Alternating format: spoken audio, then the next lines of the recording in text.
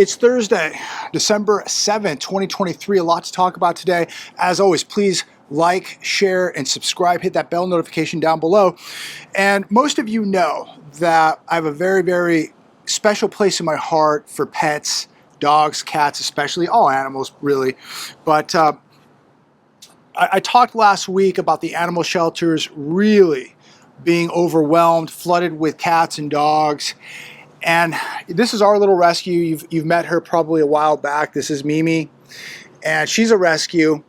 And as we start this video out today, I just want to remind everybody during this holiday season, if you have the means, if you have the ability, maybe it's time to look into maybe rescuing a pet.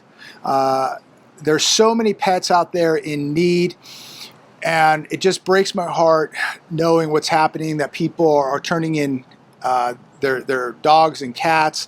Many people just can't afford to feed them any longer. Many people were just reckless a couple years ago when all the free money was pouring into the economy, and they went out and bought these animals and now no longer can afford to take care of them or don't want to take care of them. So if you do have the means and you're looking for a good friend, a family member, there's nothing that is more therapeutic for stress than a cat or a dog, especially a dog, in my opinion. Maybe you're a cat person. I love them both, but there's something about a dog. And Mimi's been a fantastic little dog, and she's great friends with Nugget. We have a cat, Jimmy, who's not been on very many times, I think once or twice, but Jimmy is also a rescue too. So help out. There's a lot of homeless people out there. There's homeless vets that all need help. Stop giving to the corrupted churches and the 501c3s. You know, donate to your local animal shelter. Go adopt a little dog or cat like Mimi. Help out a vet. Help out a homeless person. God bless America. Thank you for tuning in. Please like, share, and subscribe. Let's get into this video. The first thing I want to start with today, this article on CNBC just came out a little while ago. Here's what the market will be looking for in Friday's key jobs report. Now, we will recap what happened today. Let's talk about the economy, but let's start right here with what's going to happen tomorrow with the jobs report. They're looking for 190,000 jobs. Last month, October, it was 150. So they're expecting to see 190. I think if we go beyond 190,000, if we break into 200,000, then I think that this is going to give Jerome Powell the justification to raise rates this month. Now, I could be wrong, but this is how I see it. Let me know what you think. Comment down below. If we get into the neighborhood of 200,000 jobs tomorrow, I do believe that Jerome Powell is going to have to raise rates this month, and they're going to use it as justification to raise again. So let me know what you think. But the good news will be bad news for the markets. I don't think markets will like this. Again, this is going to telegraph another rate hike if these job numbers come in at 200,000 or above. So we'll see how it plays out, but they're expecting 190,000. And, you know, maybe that's enough for Jerome Powell to say, hey, we need to raise again. So let me know your thoughts on that. Now, here's another one today. This comes from Fox Business. The administration to forgive nearly $5 billion in additional student loan debt. The administration has canceled approximately $132 billion in debt for more than 3.6 million Americans. Now, my question to all of you is, and I'm sure most of you know the answer to this, who is going to pay for this? Well, you're right. You're going to pay for it, and I'm going to pay for it. And this should make everybody furious that people went and got a degree, got an education, borrowed the money, signed their name on the dotted line, and then reneged on the contract, and now you and I are going to pay for this. I mean, this should make everybody out there furious that we're on the hook for this, for somebody's bad decision, for somebody's irresponsibility, for somebody's bad choice, that we're on the hook now to pay this $132 billion. Now, we cannot get homes for our veterans. They need donations in order to help donations, medical costs, to help house the veterans of America, to help get vets off the streets.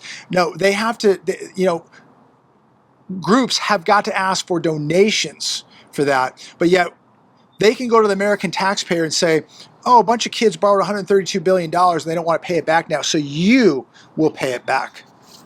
Unbelievable how this whole thing is the whole system is being so abused. And the average taxpayer, the average American, is paying for somebody else's mistakes. And I mean, what gives the government the right to force you to have to pay for somebody's bad decision? It just does not make any sense to me. It is completely unethical in my opinion. Comment down below on your thoughts. 2023 was the least affordable home buying year in at least 11 years, Redfin says. I'm going to go back to what I've said very numerous times in the past.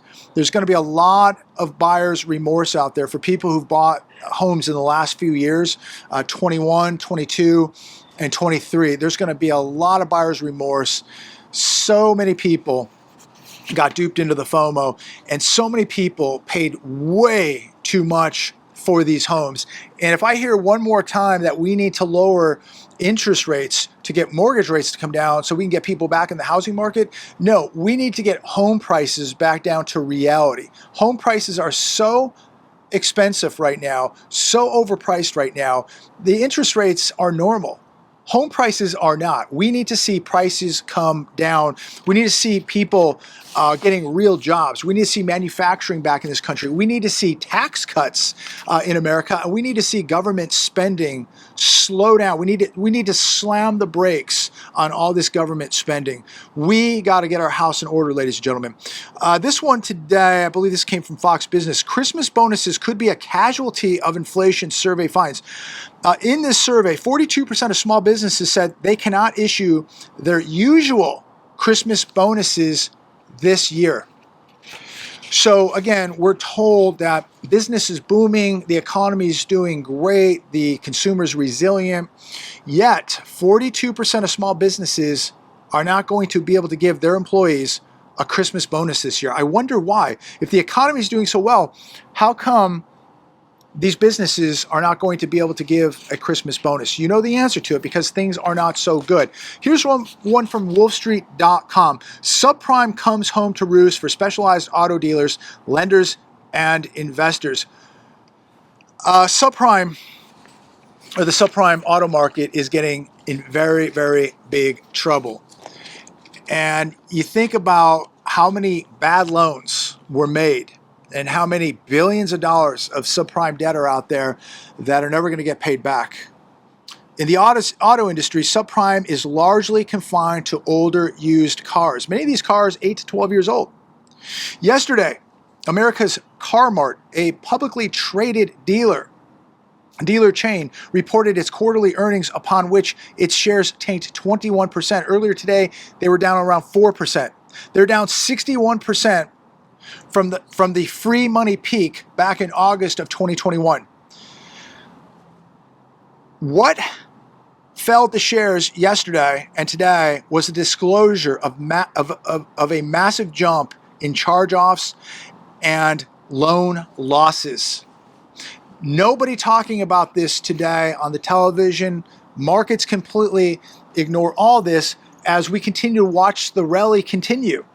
There seems to be no problems with the U.S. economy, no problems with the resilient consumer. Life is good, my friend. Everything just keeps limping along as if there's no problems with the U.S. economy. It is really shocking to see. It's disturbing to see what is happening, because so many people are going to be taken by surprise. But if you look between the lines, if you take a few minutes out of your day and you read between the lines, you read some of this data, it is frightening where we're at with the U.S. economy right now, and frightening the condition of the average U.S. consumer. Here's another one today from The Hedge, titled "Jobless Claims Data Surges with Seasonal Hiring at Decade Lows." It says, continuing claims. Seasonal adjustment fell below 1.9 million, but non-seasonal claims surged. Seasonal hiring is also at its lowest level for this point in the year in a decade.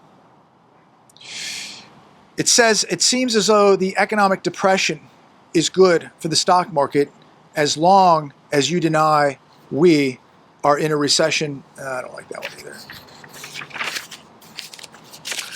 Here's another one today from The Hedge. Jobless claims data surges with seasonal hiring at decade lows. Continuing jobless claims. Seasonal adjustment fell below 1.9 million, but non-seasonal adjustment surged. Seasonal hiring is also at its lowest level for this point in the year in a decade. It seems as though the economic depression is good for the stock market, ladies and gentlemen, as long as you deny that we're in a recession or depression. I think it's getting much more difficult for the average person to deny that we're in a recession or even a depression, depending on the status of your situation. Some people, they're hurting, but not hurting too bad. They may call this a recession. And there's people out there that are getting hurt really bad, and they would call this a depression. But I think most people, if they're being honest with themselves, you may be doing well. But if you look around with maybe your friends or people you know, relatives, people in your community, you may be doing well, but you go, boy, but it doesn't look good because so many other people around me are not doing good. You cannot base an economy just on an individual or just because you're doing well. You know, you could be in real estate, you could be having a record-breaking year, but the 10 people around you are having one of the worst years in their career. So would you say real estate is booming because you're having the best year of your life, yet the 10 people in your office are literally in a depression as far as real estate sales? You know, too many people just go, oh, well, I'm not being affected. I'm doing great, so everything's fine. It doesn't work that way. You've got to look at the entire picture. And I think if most people are being honest and are looking around, they have got to admit at this point that there is something very, very wrong with the economy. Politico today. California budget deficit balloons to $68 billion. This after months of unexpectedly low tax revenues, a shortfall that could prompt the state's deepest spending cuts since the Great Recession. You know why? Because so many people have left the state of California. So many people who were making a good living, paying taxes here in California, said, see you later, I'm gone. And they took their tax base with them. And unfortunately, the politicians here in California don't understand that. And they don't understand this in Chicago. And they don't understand this in other cities, in other states, that when the working class people or the upper middle class or the wealthy decide to move, they're taking their businesses, they're taking their tax base, they're taking their tax revenue with them, and they're taking it to another state. And so many people have left the state of California, and now California is beginning to really feel the pain here. And now what is going to make up this tax loss or this tax revenue that now we are $68 billion in the red? And it's going to get worse because more people are waking up and they're going to get out of states like California, myself included. There's so many people now that are sitting at the dinner table with their families going, you know, we really got to really think about getting out of this state. Where can we go? What's the plan? You know, things are happening. You look at Chicago, how many millionaires have left the city of Chicago? And all that tax revenue goes with them, leaves with those millionaires. So many teachers on these pensions from Chicago, they don't stay in the state of Illinois. They don't stay in the city of Chicago. They're leaving. They're going to places like Florida. They're going to places like Texas, and they're taking that pension money with them, and it's not returning back to Illinois or the city of Chicago. So these states and these cities are really going to be feeling the pain. I think, look, I really believe the wheels are about to fall off, and they're going to fall off in 2024. We are going to really feel, I think, some real pain here in 2024. Here's another one today. I saw nothing on any of the channels regarding this. Vladimir Putin goes to the Middle East, flies in with 4 fighter jets, flanking his plane. Why in the world did any of us, hear anything about this? Yesterday, Vladimir Putin arrived in Abu Dhabi. He met with President Sheikh Mohammed bin Zayed Al Nahyan and received a very warm welcome. This is Russia's main trading partner in the Arab world. Putin then landed in Saudi Arabia and met with Prince Mohammed bin Salman. So, of course, they're talking about Ukraine, they're talking about oil prices, they're talking about America, they're talking about the US dollar, they're talking about gold, they're talking about the BRICS. Think about the moves that are being played right now in the Middle East with all these players, all these countries. Wasn't it about a year ago when they were telling us that Putin was dying of cancer? And I'm looking at this guy going, for a man dying of cancer, he looks pretty good, looks pretty healthy. But as well as I do, he's not dying. But you look at the Middle East, you look at Saudi Arabia, you look at the wealth, the oil production in Russia, in Saudi Arabia, countries that love gold, countries that are at some point going to leave the dollar.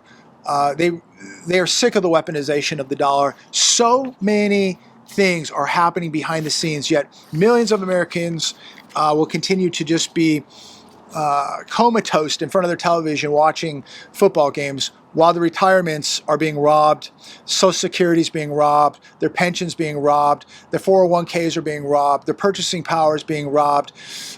Yet you look at what's happening in the Middle East, you look at the deals that China is cutting in the Middle East, Russia's cutting in the Middle East. It's a matter of time, ladies and gentlemen. People think it can't happen because we're in America.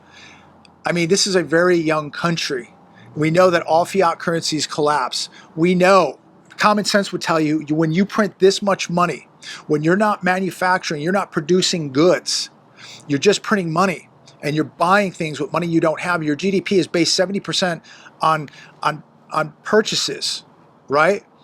How long can this last? It's 70% on consumption, okay? 70% of this GDP is based on consumption. People buying stuff with money they don't have from other countries that are making this stuff. Now, I came across a really fascinating article today. It was on Steve Quayle's website, and it's titled Byzantine Gold Coin with Face of Jesus Unearthed by Metal Detectorists in Norway. And a detectorist, I guess, is one of these guys with a metal detector. And it was discovered in the mountains of southern Norway. And this coin shows on one side Jesus holding a Bible. And the coin is over 1,000 years old.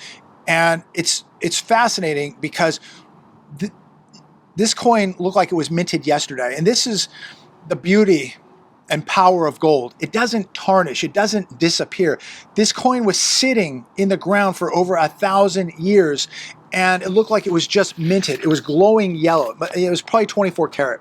On the other side of the coin, it shows the images of Basil II and Constantine VII, two brothers who both ruled the Byzantine Empire. This was the eastern half of the Roman Empire. The artifact contains two inscriptions written in Latin. Jesus Christ, King of those who reign. That's what it said on one side. Jesus Christ, King of those who reign. On the other side, it said Basil and Constantine, emperors of the Romans. Unbelievable. What a piece of history. Incredible. Absolutely incredible. But just think about this piece of gold, this coin, sitting in the earth for over 1,000 years and being unearthed, and it just looks like it was like just minted yesterday. That is the beauty of gold, and I think it's so important right now with everything happening that you own real things. That if things get really, really bad, grids down, cyber attacks, social disruptions, banking collapses, currency collapses, things are going to happen, ladies and gentlemen. And the only thing that's going to matter is what you have that is real. Real assets, not digits on a screen, not paper, not make-believe money, not digital money. It's going to be real things. We're going to go back to simplicity. So make sure that you're really protecting yourself. I'm not telling anybody what to do. I don't give financial advice, but people always ask me a safe place. How do I buy gold or silver? What's a safe place? Go to my link down below, SD Bullion. I've been dealing with them for 5 years.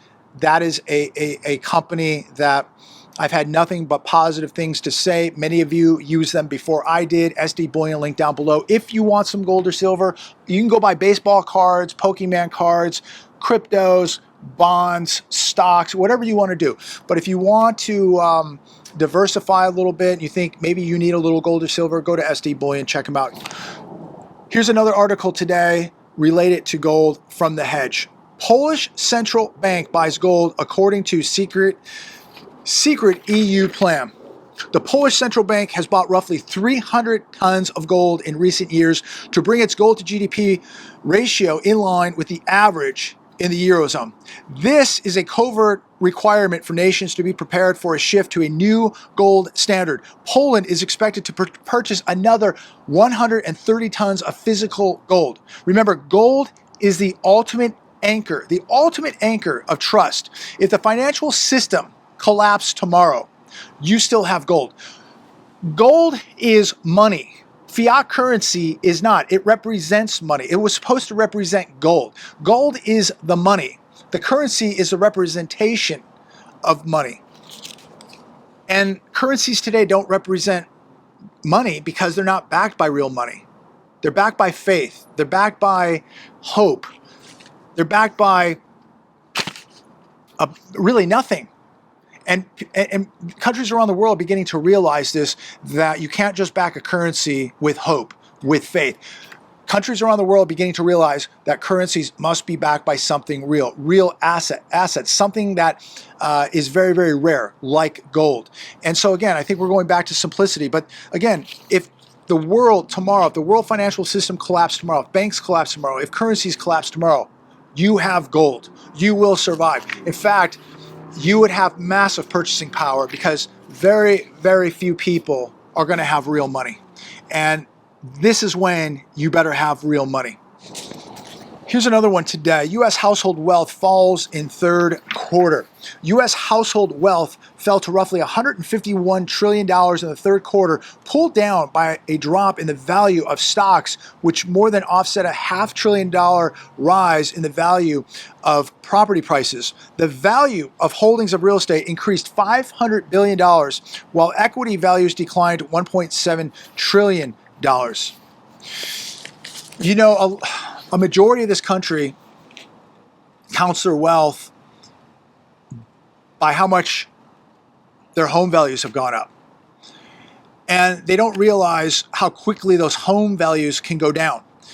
They think they're wealthy because they have some equity in their home right now. Much of this equity is very artificial because it's all been propped up by the Fed buying mortgage-backed securities, the Fed keeping rates extremely low for a very, very long time, pushing mortgage rates below 3%. So a lot of this equity in these homes was all created artificially. And I don't believe that this is going to last.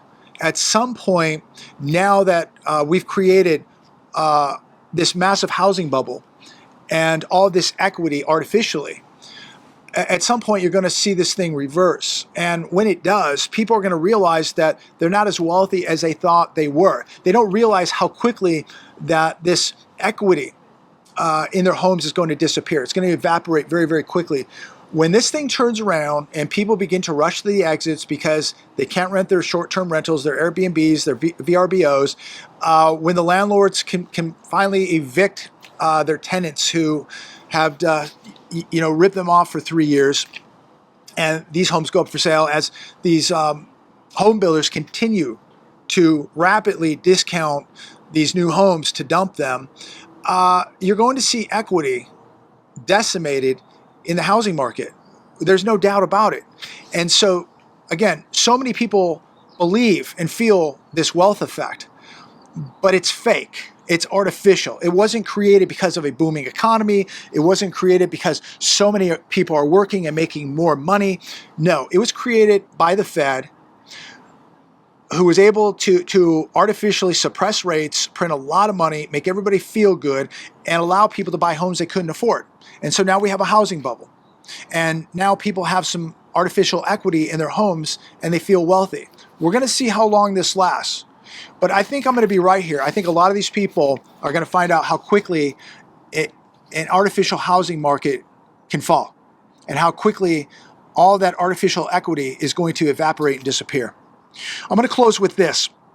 Yesterday, somebody wrote me, and I want to respond to this comment, and they were very respectful, and I'm not taking this the wrong way, but they asked the question, why would you worry about people that try to look rich? We were talking yesterday, people are literally going broke trying to look rich, trying to support a lifestyle to impress people they don't even know, trying to impress people on social media, etc. And why would I worry about these people? Well, I do worry about them. Just like a pastor, right, that would worry about his congregation and worrying about people's souls. Not that I'm a pastor, I'm far from it, but I'm just using the analogy and example of a pastor. He may not know people, but he goes out and preaches on the street. He's worried about people's souls. He's worried about where they're going. Maybe he's had a rough life and he was a real bad sinner and he turned his life around, and he wants to make sure that people learn from his mistakes and that these people change their lives. Now, me personally, going through the '08 crisis, I learned some lessons. Now, I didn't learn some lessons maybe like some people where they lost their homes and their cars and had to file bankruptcy. I never got to that point. But the lesson I learned was that I wasn't prepared to really take advantage of the opportunities that were there. I wasn't prepared to deal with a downturn that lasted so many years. That last downturn lasted a good 5 years before things started picking back up. And, back in the day, I thought, maybe it'll be a rough year. It was a rough 5 years, 6 years, 7 years even. And so I wasn't really prepared for that. So knowing more today than I did then, I want to share that with people so that you're more prepared than I was during the last recession, that you're able to take advantage of opportunities. And I think that this one's going to be a lot worse than the '08 one because of the social implications. Politically, we're in a whole different place. Debt-wise, we're in a whole different place. Globally, we're in a much different place. So this is going to be a lot worse. But, if I knew that the wings on an airplane were loose, the bolts were coming loose, and people were getting on that airplane, and I didn't say anything about it, what would that say about me? That would completely be wrong. It's really about empathy, I guess. I'm gonna use the word empathy. Caring about people that maybe you know and caring about people you don't know. But I care about people in the United States of America. I love this country, and I care about people in this country, especially people who want to really make the most of their lives, who pay their taxes, are law-abiding. They're doing everything they can to put food on the table. They just want a normal life. They want to raise their families and have a good, solid, fundamental life. I care about those people. And so I have empathy. I have empathy for animals. I have empathy for people. I have empathy for the United States of America. I want to see success. I don't want to see my country fall. I don't want to see people in this country fall. I don't want to see families struggle. I don't want to see dogs and cats, being euthanized at these facilities. I want things to be better for everybody. And I think that, if we're open-minded and we take a little bit of time, we absorb knowledge and we want to learn, and we want to become better, and we want to become smarter, and we want to get in better shape, and we want to help other people and animals. I think that's what it's all about. It's about having empathy for others. And if that wing was loose on that airplane, of course I would tell everybody, don't get on that plane. It's going to crash. And I'm telling everybody out there right now, from my past experience and watching this movie play out, be careful, because this economy is going to crash. It is no doubt going to crash. You can look at just the data alone. It's telling you it's going to crash. This is absolute. We are so far past the point of return. There is no fixing this. It must collapse. The only way it does get fixed is by it collapsing. We have got to get back to stability. We got to get back to where we know the real price of assets, stocks, bonds, real estate, commercial real estate, housing. We don't know the real price of anything because it was so artificially overinflated and there was so much FOMO that pushed the price up of everything. So we've got to things have got to collapse. And there is no doubt there's going to be a lot of pain felt. But if it doesn't collapse, people are going to continue to struggle with this inflation. People are going to continue to struggle to put food on the table. They're going to continue to struggle to put gas in the car. They're going to continue to be dependent on credit cards until they no longer work. We've got to get to a point where this country stops the spending, cuts taxes, and starts manufacturing. If we do not, ladies and gentlemen, we're done. We're done. Pray for America, ladies and gentlemen. We're in very, very big trouble. If things don't change here very, very soon, it's going to be basically every man and woman for themselves. And you're going to see things happen in America that you never thought humanly possible. Stay safe. God bless. And as always, I look forward to speaking to each and every one of you.